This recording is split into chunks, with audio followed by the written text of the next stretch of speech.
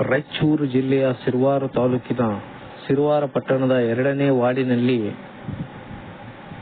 ಅಂಗನವಾಡಿ ಕೇಂದ್ರದಲ್ಲಿ ಬಸವ ಪಂಚಮಿ ಆಚರಣೆಯ ಕಾರ್ಯಕ್ರಮವನ್ನು ಹಮ್ಮಿಕೊಳ್ಳಲಾಯಿತು. ಈ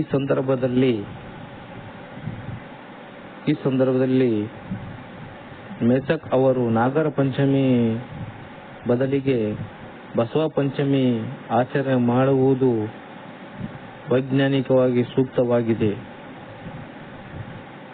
ನಾಗರ ಪಂಚಮಿ ಹುತ್ತಕ್ಕೆ ಹಾಲು ಸುರಿದು ಅವೈಜ್ಞಾನಿಕ ಆಚರಣೆ ಜನರು ಮುಂದಾಗುತ್ತಾರೆ. ಇದರಿಂದ ಕೋಟ್ಯಾಂತರ ಲೀಟರ್ ಹಾಲು ವ್ಯರ್ಥವಾಗುತ್ತದೆ.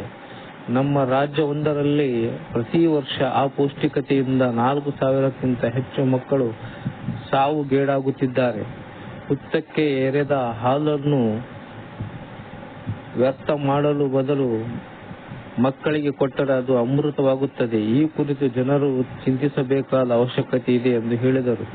ಇದೇ ಸಂದರ್ಭದಲ್ಲಿ ಮಾತನಾಡಿ